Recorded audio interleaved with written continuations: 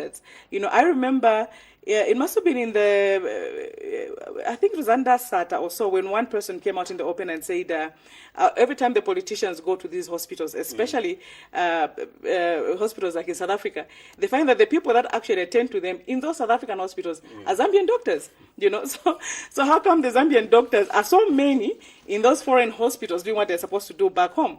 Number one, in terms of their perks as health personnel, they are well treated. They're rewarded for their hard work. They're rewarded for their intelligence in a way that somebody's motivated. So first of all, here the kind of salaries we give them. And then when it comes now to the equipment, because at the end of the day, the doctors need their tools. If today you need surgery and I don't have the tools to operate on you, no matter how good I am as a doctor, I won't manage to do that. So all those things are things that our government should really, really concentrate on. Let's look at the general aspect of the rule of law in this country. I know that you've commended President Hakainde Hichilema for having dismissed one of his own in the Ministry of Health. Now let's look at the general aspect again. You are among the people that have been advocating or advising the head of state to ensure that he shake up the system. Going forward. Exactly. And some of the things I would drive it from the press briefing that you recently held, where you brought out some names in government that you feel that these are not helping the country. And some of the examples you cited is the case of P.S. Joseph Kafumba, among others as well. Is it Levi Ngoma as well?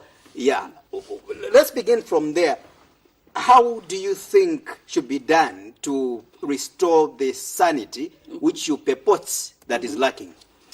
First and foremost, and I'll be clear, I didn't mention Levi Ngoma, but I mentioned Mr. Kafumba. Because Mr. Kafumba heads a ministry that is in charge of political parties in this country, where the Registrar of Societies sit. And this ministry is a ministry where, like I've said, because of the registrars of societies, they more or less overlook or the affairs, let me say supervise the affairs of our political parties, so to speak. They oversee them, yes. Mr. Kafumba was a party to a conflict of the NDC, to the point whereby by the time he was being appointed, he still appeared as one of the office bearers on the NDC, So there's no way the president could have even put him there. And if you look at President HH, from the time he was in opposition all the way to the time when people were putting him in office, they had certain attributes that they gave him to say, okay, because of ABCD and ABCD, certain things will go in a certain way, okay? Because even us as opposition leaders are just people from the opposition. Trust me, even when you do not belong to a certain political party, when you look at the traits of a certain leader or the attributes of a certain leader, you say, okay, in as much as I don't support them, I'm not a member of their party. This person, because they're like ABCD and ABCD and ABCD, at least this will go in this direction. So you also are aware and you also appreciate certain good things about another person, because we live in one country, and not everybody can be a leader at the same time. So whoever leads this country, you want them to do their very best. So number one, the issue of rule of law, because Mr. Hakainde Hichilema was one of the people that faced the brunt of the evils that the PF did. Are you getting the point? And by saying that, I'm not saying that the PF only did evil. They did good and they did evil. Just like the UPND are doing good things and evil things right now. So the brunt of the evil was mainly faced by Hakainde Hichilema being the main opposition leader at the time, And among us the things were things like arbitrary arrests, among us the things were things like abuse of human rights, And then he comes in and he becomes worse than his predecessor. Within 1 year, he has shown that if we are not careful as a country, this UPND government will be worse than what the PF was. If I'm going to look at that's an assumption, issue, right? Yeah, what I'm saying, yeah. If we don't check him, so we'll be moving from a hot pan into a fire.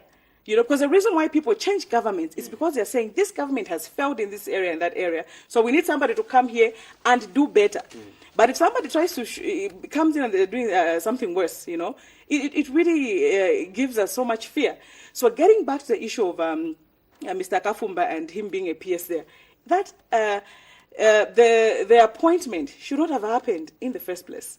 Mr. Kafumba should have been given any other ministry apart from that one, And as NDC, when he was appointed, for us, of course, we were worried, but we're like, okay, I think he's going to go.